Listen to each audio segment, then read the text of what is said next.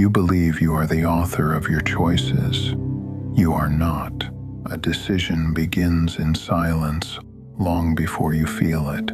Electric patterns appear in the brain. They rise. They build momentum. Then awareness notices. This is not philosophy. This is measured physiology. In the 1980s, a series of experiments recorded a readiness potential, a brain signal that precedes conscious intention. Hundreds of milliseconds. A small, reliable prediction. You do not feel that signal. You see the result. You explain it afterward. You take credit. That sequence matters. Try a simple test. Decide right now to move your finger after the next sentence. Do not prepare. Do not plan. Wait. You will be surprised by the timing. Most people feel like the mover, but the brain started first. So what does this mean? Is free will an illusion? Not exactly. The data shows initiation, not final authority. The brain proposes. Consciousness reviews. Sometimes it endorses. Sometimes it edits. Sometimes it vetoes. That veto is the space of real agency. It is brief. It is quiet. It is powerful. Most people never practice it. They confuse motion for choice. A thought arises, an impulse follows, a reaction seals the story, then identity forms. You think, I chose that. You rarely think, I noticed and chose not to act.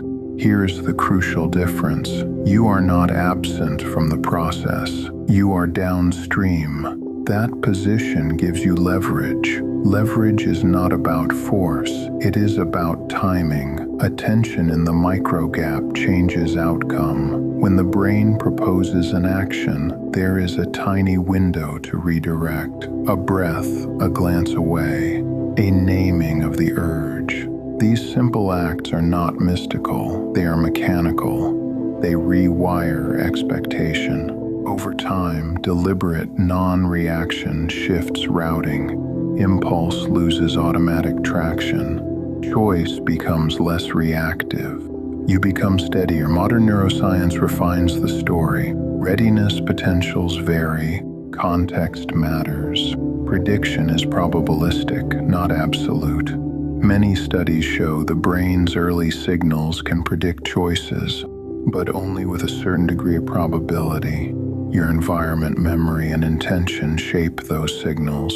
You are a complex feedback system, not a puppet. That complexity is optimism. It means influence is possible. So what to do tomorrow practically? Edge 1. Create a micro grace. When an urge rises, count to 3. Name the sensation. Observe without condemnation. Edge 2. Make the environment inert. Remove immediate triggers. If you are prone to checking, place the device out of reach. Small frictions change trajectories. Edge 3. Practice micro return. Set a tiny intention before action. 2 breaths before reply. A brief moment before send. These small rituals accumulate. They are not heroic. They are architectural. Now the machine perspective. From an observer outside the organism, decision is a pattern, not a single moment, a sequence. Patterns are trainable. They respond to repetition, reward, and attention. The more you repeat deliberate pause, the more the system learns a new default.